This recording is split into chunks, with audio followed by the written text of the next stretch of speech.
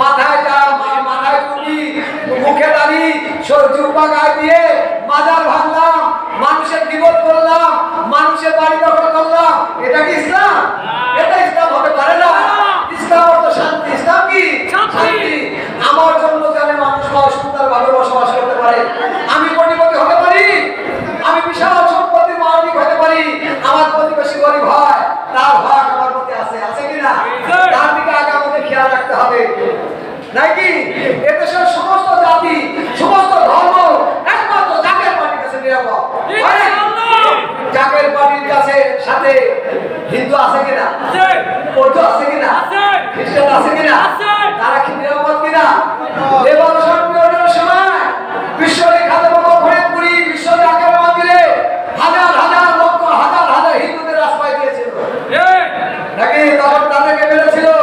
তাদেরকে মেরেছিল না, হাজার হাজার হিন্দুদেরকে আশ্রয় দিয়েছিল বিশ্ববিখ্যাত ফরিদপুরি। আমরা সন্ত্রাসী বিশ্বাস করি না। মাজার এটা কি? ওলি আল্লাহর মাজার নাকি? এদেশে যদি ইসলাম প্রচার করে থাকে, ওলি আল্লাহ সকল করেছে, আর ইসলামকে খন্ড বিখণ্ড যদি করে থাকে, সমস্ত বড় বড় মাওলানারা করেছে নাকি? মিথ্যা কথা বললাম? আমরা বিগত আসলে জাকের পার্টি গঠন হওয়ার পর থেকে আগামী ময়দানে মাসে ঈদের যাওয়া করেছি, আমরা বার্ষিক চর্চা করেছি, মাহফিল করেছি।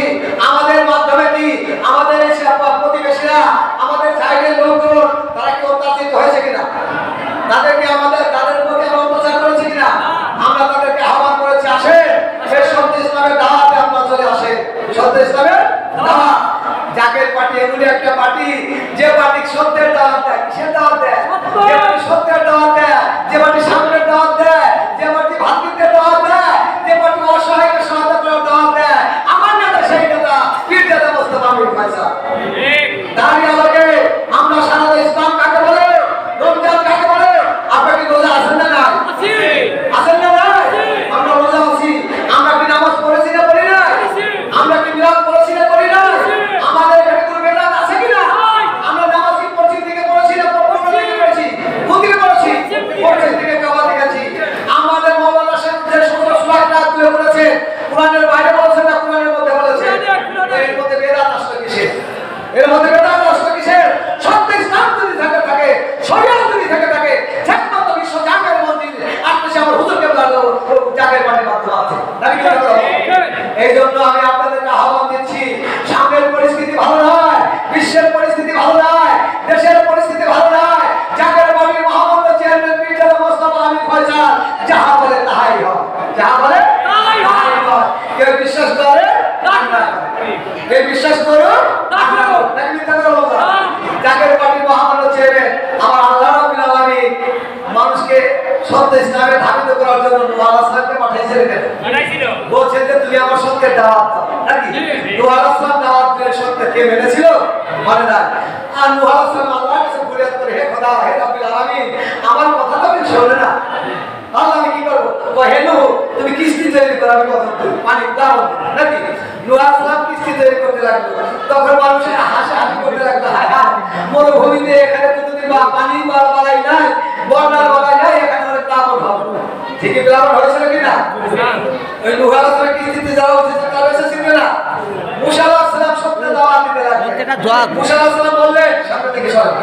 মুসা আলাইহিস সালাম বললেন যে আল্লাহর সম্পর্কে আসো। মুসা আলাইহিস সালাম আল্লাহর সাথে কথা বলে মানে নাকি?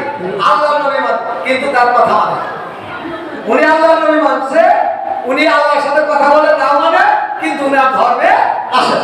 আল্লাহর কাছে বললেন, সময় বলবেন উনার কথাকে আসেন না, আল্লাহর কাছে বলে, হে খোদা, তোমার সত্য ইসলামের সত্য দাওয়াত দিলাম, তোমার তৌহিদের দাওয়াত আমি দিচ্ছি, আমার কথা তো শোনে না। হে মুসা, আল্লাহ বলেন, হে মুসা, তুমি খিমা তৈরি করো, আমি গজব দেব। আমি গজব। মুসা আলাইহিস সালাম খিমা তৈরি করলেন, মানুষকে বললেন যে তোমরা যদি বাঁচতে চাও খিমার মধ্যে আসো। হে মুসা, আমরা ভালো খাচ্ছি, ভালো চলছি, তোমার খিমার মধ্যে কিসের জন্য যাও? এইরকম যে এত সুন্দর ইফতারি পেলে, আর এই শান্তিতে থাকলে, রাতে ঘুমাইলে, গরুর মাংস না খাইলে, মাছ খাইলে মানুষের কি বিপদ কালকে হবে? কেউ বিশ্বাস করে? কেউ বিশ্বাস, এখন তো মানুষ বিশ্বাস করতেছে না। শেখ হাসিনা সরকার যে 5 ঘন্টার মধ্যে দেশ ত্যাগ করবে, কেউ জানছিল? প্রধান উপদেষ্টা প্রেসিডেন্ট হবে, কেউ জানছিল?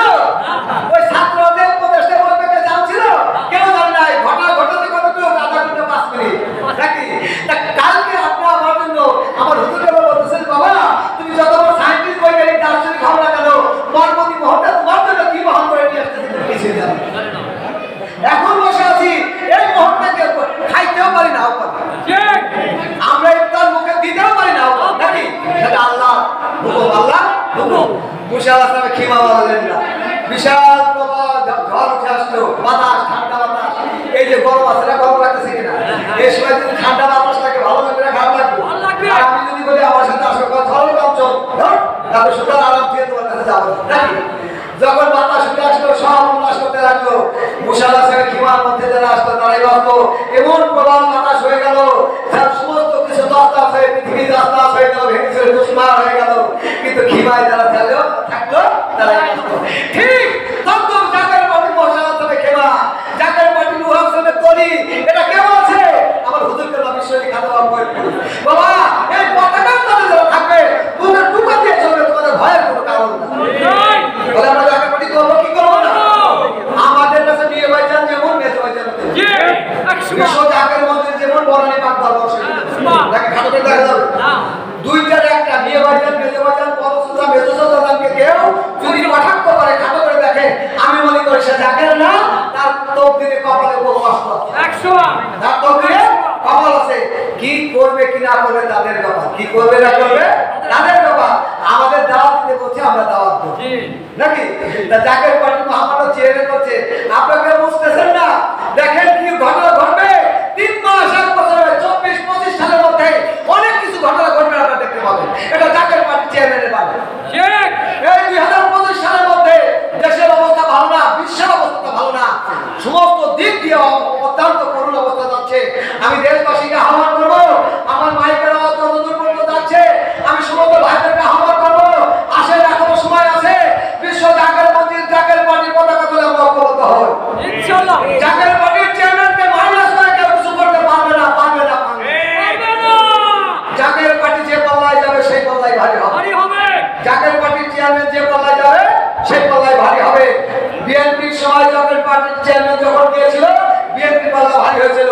আওয়ামী লীগের সময় আওয়ামী লীগের সমর্থন দিয়েছিল, আওয়ামী লীগের সব পাল্লা ভারী ছিল। জাকের পার্টির চেয়ারম্যান যখন বলেন যে আমি 14 দলের নাই, 35 দলের নাই, আমি জনগণের সাথে, তারপরে 6 মাসও থাকতে পারেন না। জাকের পার্টির চেয়ারম্যানকে মাইনাস করে এই পৃথিবীতে কেউ কিছু করার মতো ক্ষমতা এখনো রাখে না। আল্লাহ প্রদত্ত পার্টি, আল্লাহ শক্তির পার্টি, এই শক্তির বিরুদ্ধে কেউ যদি আঙুল তোলে, তার আঙুল ভেঙে দেওয়া, চোখ নষ্ট করে দেওয়া আল্লাহ। এই জন্য আমি আহ্বান করবো দেশবাসীকে, ভাইরা আমার, আসেন, যদি সাম্য চান, যদি ভ্রাতৃত্ব চান, যদি সুখ চান, যদি শান্তি চান, এদেশের মানুষকে নিয়ে শান্তিতে বসবাস করতে চান, আসেন মির্জারা মোস্তফা আমির ফয়সালের ডাকে জাকের পার্টির পতাকা তোলে ঐক্যবদ্ধ হবে নাকি? আমরা মাজারের পক্ষে না বিপক্ষে? আমরা ওলিয়াদের পক্ষে না বিপক্ষে? আপনার হাক্কানি ওলিয়াদের পক্ষে না বিপক্ষে? কাদিয়া কোন চিশতিয়া কোন নাসরতিকার মুজাদ্দিদিয়া কোন হাক্কানি তরিকা, আমরা একসব, আমরা সব এক। আমাদের মধ্যে বিভেদ নাই। আমরা রাসূল প্রেমী, আমরা কারা? আমরা রাসূল প্রেমী, আমরা ওলিয়াল্লাহ প্রেমী নাকি?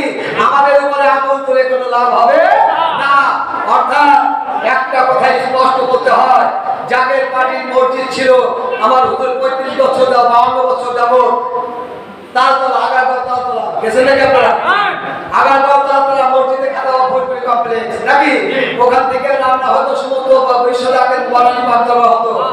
এটা 30 শতাংশ জায়গা ছিল দলিল ভক্ত, দলিল কলা সম্পত্তি। ওখানে মন্ত্রণালয় হলো, ওখান থেকে ইসে থেকে কোটা থেকে রায় আসলো, মসজিদে খাওয়া ফটফটি কমপ্লেক্স 30 শতাংশ, এই 30 শতাংশ উচ্ছেদ করা যাবে না, উচ্ছেদ করা যাবে না।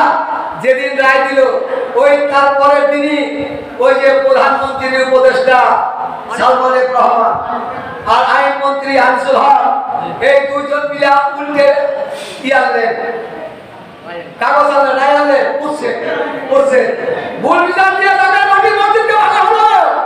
যেখানে জাকের পার্টি বিশ্ব জাকের মন্দিরের মসজিদ ভাঙা হয়, এদেশে যারা ভাঙে তাদের কিছু এদেশে ভাঙতে পারে না।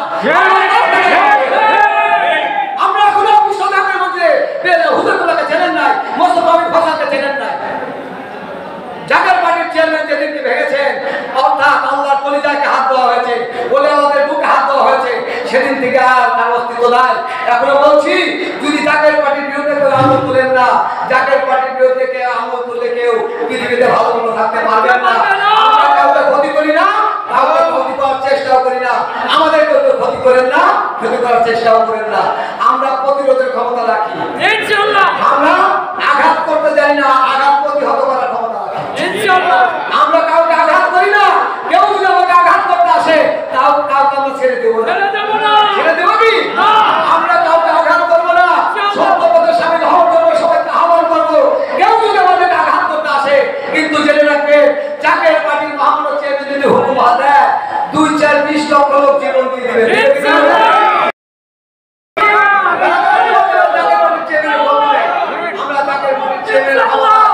মাশাআল্লাহ।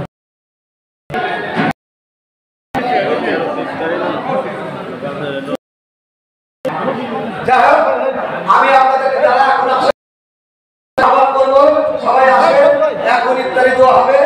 ইফতারির আগে আমাদের একটা নিয়ম জেনে রাখেন, সামনে ইফতারি আসবে, মৌলানা সাহেব আজান দেবে, কেউ ইফতারি মুখে দিবেন না। মৌলানা সাহেব আজান দেবে, কেউ ইফতারি মুখে দিবেন না। আজান শেষ হবে, মৌলানা সাহেব দোয়া করবে, মৌলানা সাহেব আমরা দোয়া করবো, দোয়া করার পর তারপর ইফতারি করবো নাকি। আমরা যদি 14 ঘন্টা অপেক্ষা করতে পারি আর একটা মিনিট অপেক্ষা করতে পারবো না, অবশ্যই আমরা পারবো নাকি। এখন গজল পরিবেশন হবে, গজলের পরে